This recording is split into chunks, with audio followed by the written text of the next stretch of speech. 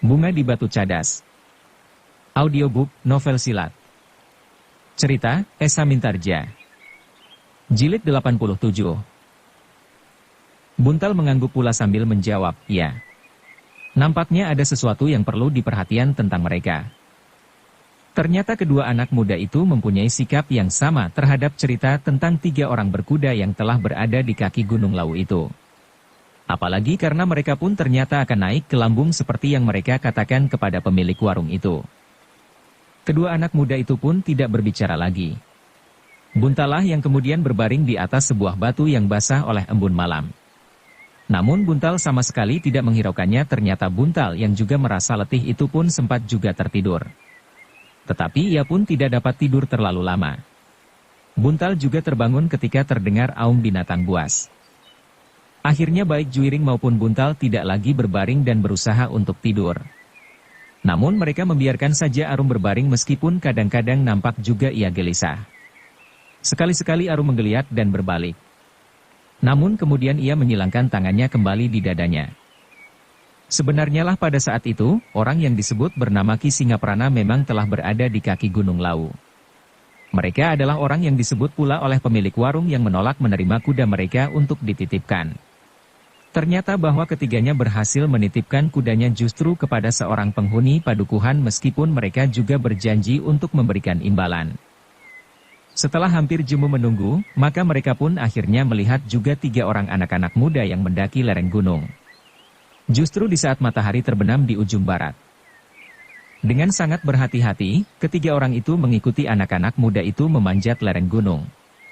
Mereka tidak dapat terlalu dekat, tetapi juga tidak dapat terlalu jauh, agar mereka tidak kehilangan jejak. Tetapi mereka mengumpat ketika ternyata ketiga anak-anak muda itu beristirahat di tempat yang agak terbuka. Sudah barang tentu bahwa mereka tidak dapat ikut memasuki tempat terbuka itu. Ketiga orang itu harus menunggu di antara pepatnya pepohonan dan liarnya gerumbul-gerumbul perdu semak dan duri. Anak-anak malas, kenapa mereka tidak melabuh keris itu justru di malam hari, geram orang bertubuh kekar yang bernama Ki Singaprana itu. Kita akan lebih mudah mengikutinya di siang hari, desis adiknya. Kenapa? Bertanya Ki Singaprana. Jika kita tidak langsung dapat melihatnya, maka kita akan dapat mencari jejak dan bekasnya. Mungkin ranting-ranting patah, mungkin dedaunan yang menyibak atau tanda-tanda yang lain, jawab adiknya.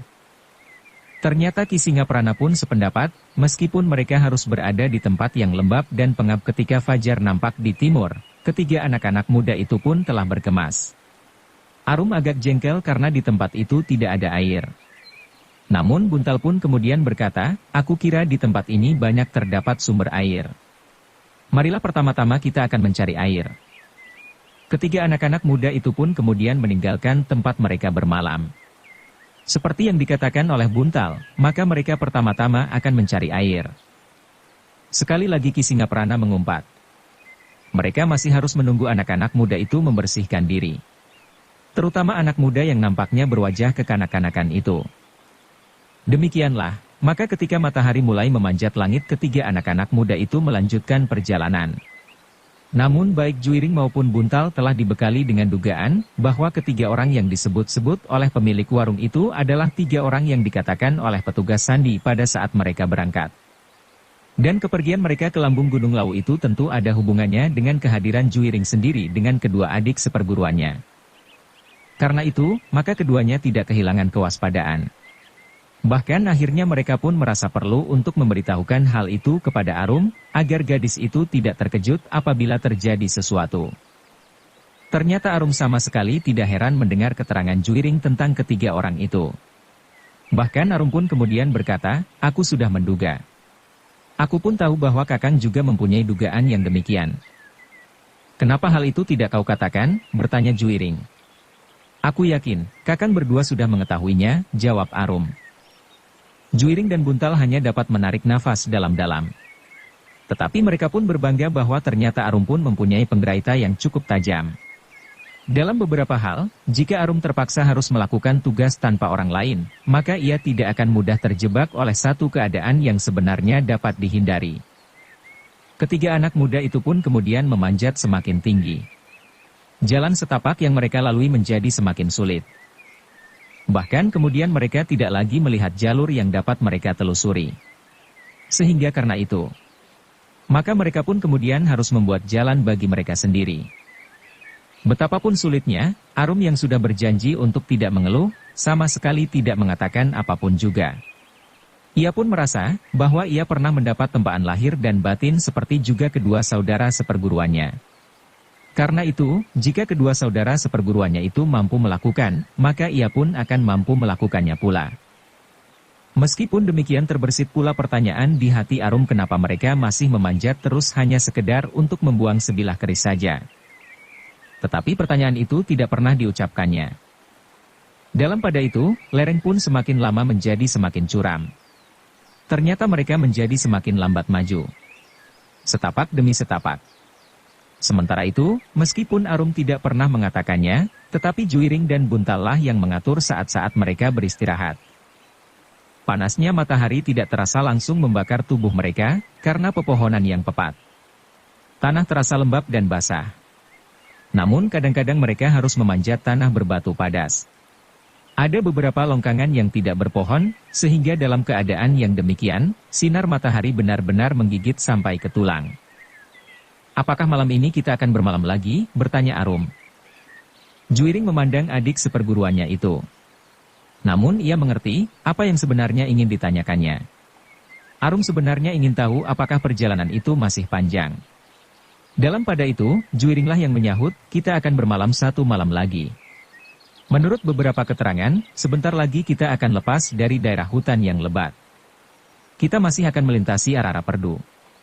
Kemudian kita akan muncul di tempat terbuka. Di tempat itulah kita akan melabuh keris itu. Kita akan menemukan sebuah jurang yang dalam dan menempatkan keris itu ke dalamnya, agar keris itu tertidur di sana selama-lamanya." Arum mengangguk. Ia mengerti bahwa batas itu masih jauh dari puncak Gunung Lawu. Tetapi agaknya Juiring menganggap bahwa mereka tidak perlu naik sampai ke puncak. Kecuali jalan terlalu sulit, mereka tidak membawa perlengkapan yang cukup untuk melawan udara dingin. Tetapi sebenarnya lah mereka tidak akan memanjat terlalu tinggi. Karena itu mereka sama sekali tidak tergesa-gesa. Apalagi jalan memang sangat sulit. Beberapa kali mereka harus berhenti, beristirahat dan makan bekal yang mereka bawa. Sementara itu, ternyata di lereng gunung yang papat oleh pepohonan itu, mereka tidak terlalu sulit untuk mencari air. Namun dalam pada itu, Juiring, Buntal dan Arum itu ternyata tidak dapat mengabaikan 3 orang berkuda yang mungkin mengikutinya. Karena itu, sambil beristirahat di antara pepohonan mereka mulai membicarakan apa yang harus mereka lakukan. "Kita harus memancing mereka," berkata Buntal. "Aku setuju. Aku akan berpura-pura meletakkan keris itu di antara bebatuan di luar hutan ini. Kemudian kita meninggalkannya," jawab Juiring. "Ya. Dengan itu upacara kecil," sambung Arum. "Upacara bagaimana?" bertanya Buntal. "Untuk meyakinkan bahwa Kakang Juiring telah meletakkan keris itu. Kita akan berjongkok dan pura-pura berdoa. Kemudian baru kita tinggalkan tempat itu," jawab Arum. Juiring dan Buntal tertawa. Sementara Arum berusaha membela pendapatnya, "Bukankah kita telah datang dari tempat yang jauh untuk melabuh keris itu? Jika kita hanya ingin membuangnya saja, kenapa tidak kita lemparkan saja keris itu di Bengawan?" "Iya, iya. Aku setuju," jawab Juiring. "Aku tidak menertawakan pendapatmu. Tetapi aku merasa geli seandainya kita sudah terlanjur berjongkok, pura-pura berdoa, tetapi ternyata tidak seorang pun yang melihat apalagi kemudian terpancing karenanya." "Ah, bukankah kita berusaha?" jawab Arum. "Aku setuju," Buntal menyahut. "Lalu, segalanya akan nampak bersungguh-sungguh. Dengan demikian, maka seandainya ketiga orang itu benar-benar mengikuti kita, mereka akan segera mencari keris itu. Jika demikian, apakah yang akan kita lakukan?" bertanya Juiring dengan sungguh-sungguh. Buntal menarik nafas dalam-dalam. Mereka memang ingin menjebak. Tetapi lalu apa yang paling baik mereka lakukan, ternyata merupakan persoalan tersendiri bagi mereka. Akhirnya mereka sepakat untuk menangkap mereka bertiga. Melaporkannya kepada Kiwandawa bahwa mereka telah berbuat curang.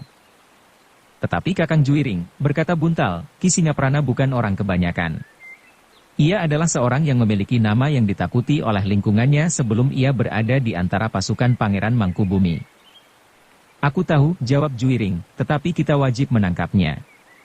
Jika kita tidak berbuat sesuatu, kita tidak akan dapat mengemukakan hal itu kepada Ki Wandawa. Setidak-tidaknya kita menunjukkan kepadanya bahwa kita akan dapat memberikan satu kesaksian dari satu perbuatannya yang keliru, yang tidak seharusnya dilakukan. Kecuali karena ia ingin memiliki keris yang bukan haknya, ia juga telah mencuri satu rahasia yang tidak seharusnya didengarnya. Anak-anak muda itu pun telah mengambil satu keputusan, meskipun mereka pun menyadari bahwa ada dua kemungkinan yang dapat terjadi. Menangkap ketiga orang itu atau mereka bertiga tidak akan pernah kembali. Demikianlah setelah mereka istirahat secukupnya, maka mereka pun melanjutkan perjalanan. Jarak yang akan mereka capai tidak terlalu jauh lagi. Sejenak kemudian hutan pun terasa menjadi semakin tipis. Batu-batu padas terasa di bawah telapak kaki mereka.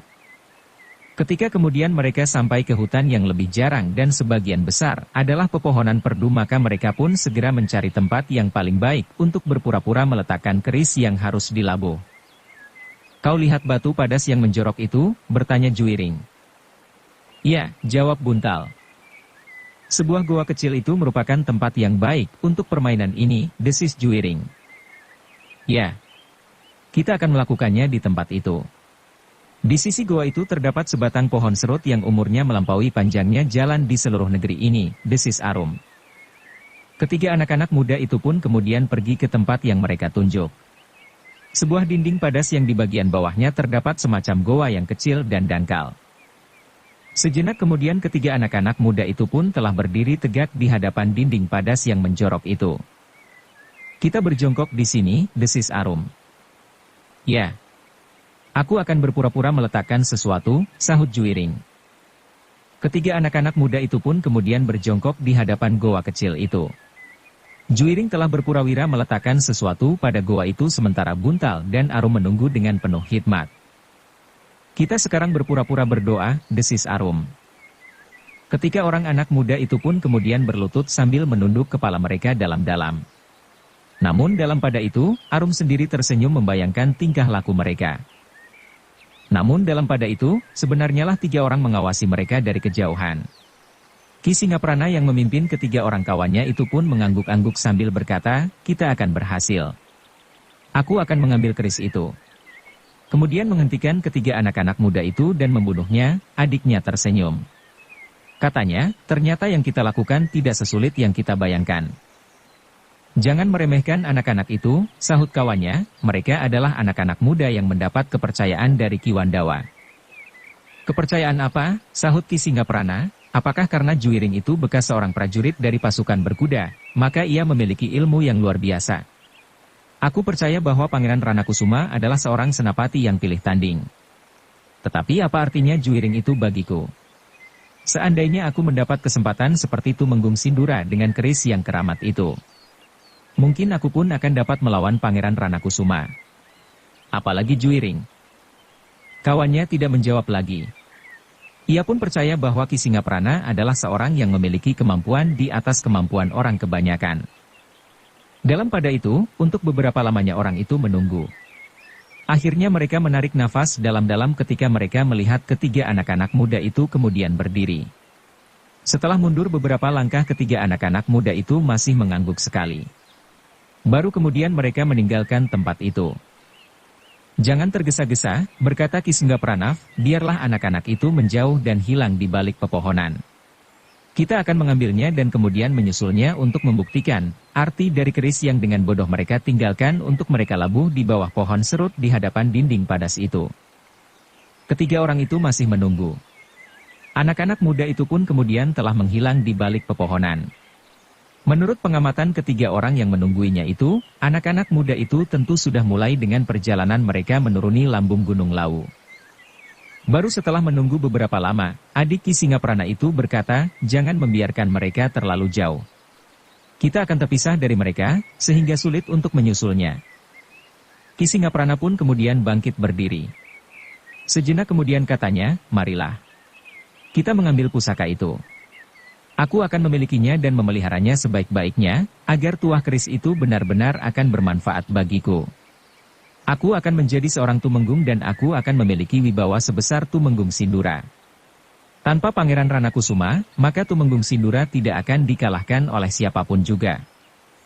Ki Singaprana bersama adik dan kawannya itu pun kemudian keluar dari tempat persembunyian mereka. Dengan hati-hati mereka mendekati dinding padas yang menjorok itu. Ketiga orang itu pun langsung menuju ke sebuah goa kecil yang terdapat pada dinding padas itu. Pohon serut itu agaknya yang menjadi ancar-ancar mereka. Mungkin Pangeran Ranakusuma yang berpesan agar keris itu dilabuh di bawah pohon serut. Nampaknya Pangeran Ranakusuma benar-benar takut terhadap keris itu, sehingga ia berharap dengan demikian anak keturunannya tidak akan tersentuh oleh keris itu, berkata Ki Singaprana. Tetapi adiknya menyahut, tetapi justru anaknya langsunglah yang akan mengalaminya. Ki Singaprana tertawa. Katanya, itu adalah perbuatan nasib. Dan nasib Juwiring memang sangat buruk. Ketiga orang itu pun berhenti di depan dinding padas. Sejenak mereka mengawasi keadaan. Kemudian mereka mulai melihat apa yang terdapat di dalam goa kecil, di bawah pohon serut itu. Gila, desis Ki Singaprana, keris itu dikuburnya. Ketiga orang itu pun kemudian berjongkok di depan goa kecil itu. Mereka mendapatkan seonggok tanah sebagaimana sebuah kuburan kecil yang ditandai oleh sebuah batu hitam. Dengan hati-hati Ki Singaprana pun membongkar onggokan tanah itu. Sementara adiknya berpesan, hati-hatilah. Jika ujung keris itu sempat tergores di jari-jarimu. Kau benar, jawab Ki Singaprana. Ia pun kemudian mencabut pedangnya. Dengan pedang itu ia mengaduk seonggok tanah di dalam goa kecil dan dangkal itu. Untuk beberapa lamanya Ki Singaprana melakukannya. Namun keningnya semakin lama semakin berkerut. Bahkan kemudian ia tidak sabar lagi. Diletakkannya pedangnya dan ia mulai lagi melakukannya dengan tangannya. Tidak ada apa-apa, desisnya. Adiknya pun menjadi tegang pula, mungkin bukan di sini. Keris itu tentu tidak akan dikuburkannya. Tetapi tidak terdapat tanda-tanda lain, sahut kawannya, ketiga orang itu menjadi tegang. Sejenak mereka termangu-mangu. Bahkan kemudian Ki Singaprana telah menghentakkan kakinya sambil menggeram, apakah anak-anak itu telah mempermainkan kita? Tetapi adiknya berkata, mereka tidak mengetahui bahwa kita telah mengikutinya. Belum tentu. Mungkin mereka mengetahuinya, atau firasat mereka mengatakan, bahwa ada orang yang mengikuti mereka, jawab Ki Singaprana. Dalam pada itu, adik Ki Singaprana dan kawannya pun telah mencari di sekitar tempat itu. Di bawah pohon serut, di sekitar batu padas yang menjorok, di dinding-dinding goa kecil itu. Bahkan di balik batu di sekitar tempat itu. Gila, geram Ki Singaprana, mereka telah mempermainkan kita. Jadi, apakah yang akan kita lakukan? Bertanya adiknya. Kita akan menyusulnya. Kita akan membunuh mereka bertiga dan merampas pusaka itu, geram Ki Singaprana. Sekarang, geram adiknya, jangan biarkan mereka pergi. Namun dalam pada itu, sebelum mereka melangkah, tiba-tiba saja mereka dikejutkan oleh kehadiran seseorang. Dengan lantang orang itu berkata, kalian tidak usah mencari aku. Aku masih tetap di sini. Ki Singaprana berpaling ke arah suara itu. Kemudian terdengar suaranya dalam, Raden Juwiring. Ya Paman. Aku memang menunggu Paman di sini.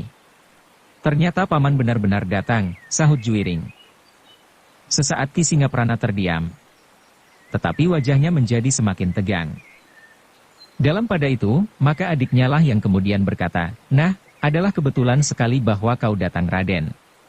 Sekarang kami ingin bertanya, di manakah keris yang akan Raden labuh itu, di bawah pohon serut itu, jawab Juwiring. Jangan bergurau seperti anak kecil, jawab adik Ki Singaprana, aku sudah terlalu lama tidak bercanda dengan cara yang cengeng itu. Aku lebih senang bercanda dengan pedang. Nah, katakan, di mana pusaka itu? Apakah kau tidak mendengar, sahut Raden Juwiring, keris itu aku letakkan di bawah pohon serut itu seperti pesan ayahanda. Tetapi aku pun terkejut ketika terasa seolah-olah ada tangan-tangan yang memang menerima keris itu. Aku tidak dapat melawan ketika tangan itu kemudian menggenggamnya dan merenggutnya dari tanganku. Semuanya itu hanya terjadi dalam sesaat, karena sekejap kemudian keris itu telah hilang, manjing ke dalam tubuh batang serut itu. Aku tidak tahu, apakah jika pohon itu ditebang, kayu pun dibelah, akan dapat diketemukan keris itu juga. Raden jangan ngayawara, geram Ki Singaprana. Agaknya Raden memang menganggap kami sebagai kanak-kanak yang pantas diajak bergurau dalam keadaan seperti ini. Raden, aku mohon, cepat tunjukkan di mana keris itu. Bukankah keris itu sudah tidak terpakai lagi bagi Raden? Tetapi keris itu memang harus dilabuh paman. Dan tidak seorang pun boleh memilikinya. Karena itu, maka perjalanan kami lakukan secara rahasia. Adalah aneh jika paman dapat mengetahui bahwa kami pada hari ini berada di Gunung Lawu untuk menyingkirkan keris itu sebagaimana dipesankan oleh ayahanda Pangeran Ranakusuma. Sudahlah. Sebaiknya Raden jangan bertanya suatu yang bukan kewajiban Raden. Yang penting, tunjukkan keris itu. Ki Singaprana menjadi tidak sabar lagi. Sudah aku labuh, jawab Raden Juwiring. Belum. Raden bohong, sahut Ki Singaprana, tetapi aku pun mengerti bahwa Raden akan berkeberatan untuk mengatakan di mana keris itu. Baiklah. Aku akan memaksa Raden untuk berbicara. Raden tentu mengenal, siapakah aku. Namaku ditakuti orang sejak bertahun-tahun yang lalu. Namun ternyata perjuangan Pangeran Mangkubumi telah berhasil menjinakkan namaku yang semula dianggap liar. Tetapi justru karena aku telah banyak berjasa pada pasukan Pangeran Mangkubumi, aku mohon Raden tidak berkeberatan untuk menyerahkan keris itu, tetapi Raden Juwiring menggeleng. Jawabnya, maaf paman. Seandainya keris itu belum aku labuh, aku pun tidak akan menyerahkannya, karena demikianlah pesan ayahanda Pangeran Ranakusuma pada saat-saat terakhir dari hidupnya. Tetapi ayahanda Raden sudah meninggal. Akan tidak ada manfaatnya lagi untuk memaksa diri melaksanakan pesan-pesannya, geram adik Ki Singaprana. Maaf. Aku tidak dapat menunjukkan di mana keris itu aku labuh, jawab Juwiring. Jangan memaksa kami untuk melakukan kekerasan Raden, berkata Ki Singaprana. Aku pun mengharap demikian. Kekerasan tidak akan menyelesaikan masalahnya. Seandainya paman membunuhku, tentu tidak akan ada manusia yang akan dapat menunjukkan keris itu kepada paman, jawab Juwiring. Tetapi jika kau tidak mau mengatakannya, aku terpaksa membunuhmu. Biarlah keris itu tidak aku ketahui di mana tempatnya. Tetapi dengan kematianmu, maka rahasia itu tidak akan pernah didengar oleh siapapun juga, geram Ki Singaprana. Aku memang tidak akan pernah mengatakannya, desis Juwiring. Tetapi rahasia yang demikian pada suatu saat akan dapat terucapkan. Sengaja atau tidak sengaja, jawab Ki Singaprana. Nah, sekarang tinggal memilih. Mengatakan di mana keris itu atau kami akan membunuhmu. Juwiring memandang ketiga orang itu dengan tegang. Ia pun pernah mendengar bahwa Ki Singaprana adalah seseorang yang memiliki ilmu yang tinggi. Namun demikian ia sudah bertekad untuk tidak mengatakannya kepada siapapun tentang pusaka itu. Karena itu, maka ia pun kemudian berkata, aku tidak akan mengatakannya. Ki Singaprana pun menganggap bahwa tidak ada gunanya lagi untuk berbicara panjang lebar. Juwiring pun ternyata tidak mengenal takut. Sebagai seorang prajurit dan pasukan berkuda, maka ia tentu telah mendapat tempaan untuk tidak gentar menghadapi apapun juga. Karena itu, maka Ki Singaprana itu pun kemudian berkata, baiklah. Kami akan membunuhmu. Kami tahu bahwa kalian bertiga di sini. Ya, jawab Juwiring yang kemudian segera mempersiapkan diri sambil memanggil kedua adik seperguruannya. Buntal dan Arum pun segera bersiap pula. Mereka berdiri beberapa langkah dari Juwiring. Masing-masing telah bersiap menghadapi segala kemungkinan. Ki Singaprana dan kedua orang yang bersamanya itu pun melangkah mendekat. Kemarahan nampak memancar di wajah orang yang namanya pernah menggetarkan pesisir utara itu. Namun yang kemudian telah bergabung pada pasukan Pangeran Mangkubumi, meskipun ternyata hal itu sekedar dipergunakannya sebagai selubung saja. Sebenarnya aku merasa sayang untuk membunuh anak-anak muda ini, berkata Ki Singaprana, kalian masih diperlukan oleh pasukan Pangeran Mangkubumi. Tetapi karena kalian keras kepala, maka apa boleh buat? Kami akan membunuh kalian bertiga, meskipun sebenarnya kalian sendiri dapat menghindari hal ini. Juwiring tidak menjawab. Ia pun tergeser maju. Dengan tajamnya ia menatap Ki Singaprana. Nampaknya Ki Singaprana adalah orang yang paling gawat di antara tiga orang yang mengikutinya. Karena Juwiring merasa dirinya yang tertua di antara ketiga anak muda itu, maka ia pun telah menempatkan diri menghadapi Ki Singaprana. Sementara Buntal telah bersiap di hadapan adik Ki Singaprana, sementara kawan mereka telah dihadapi oleh Arum. Namun tiba-tiba kawan Ki Singaprana itu berkata, apakah gadis ini boleh dibiarkan hidup? Adik Ki Singaprana lajang menyahut, aku sependapat biarlah ia dibiarkan hidup. Aku akan mengantarkannya kembali kepada ayahnya. Memuakkan, geram Arum yang marah. Namun Juiring menyahut, jangan marah Arum. Kau harus menghadapi lawanmu dengan hati yang terang agar kau tidak dikacaukan oleh kecurangan yang dilakukan orang-orang itu justru karena kau seorang gadis yang tidak akan dapat dikalahkan dengan ujung senjata. Arum tidak menyahut. Ia pernah mengalami peristiwa yang demikian. Dan ia pun mengerti bahwa gejolak perasaan yang tidak terkendali hanya akan mempersulit kedudukannya saja. Karena itu, ketika sekali lagi lawannya itu mencoba menyentuh perasaannya, ia justru berkata, Ki, nampaknya kau akan dapat menjadi suami yang baik. Sayang sebentar lagi kau akan mati. Persetan, geram laki-laki itu. Dalam pada itu, Ki Singaprana sudah tidak sabar lagi. Ia pun telah mencabut pedangnya. Kemudian menjulurkan pedang itu lurus ke dada Juiring sambil menggeram, kau akan segera mati. Raden Juiring tidak menyahut. Ia pun telah menggenggam pedangnya pula. Ia harus bertahan, betapapun tinggi ilmu orang yang bernama Ki Singaprana itu. Adik Ki Singaprana dan kawannya yang berhadapan dengan Arum itu pun telah siap dengan senjata masing-masing pula. Sebilah pedang, dan kawannya itu mempergunakan canggih bertangkai pendek.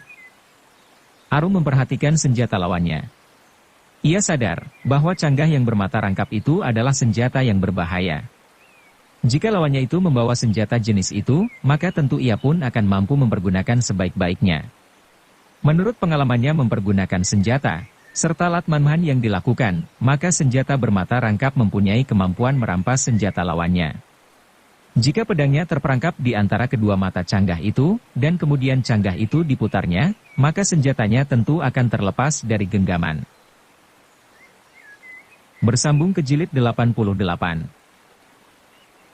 Dukung kami dengan subscribe, follow, like, komen dan share. Terima kasih.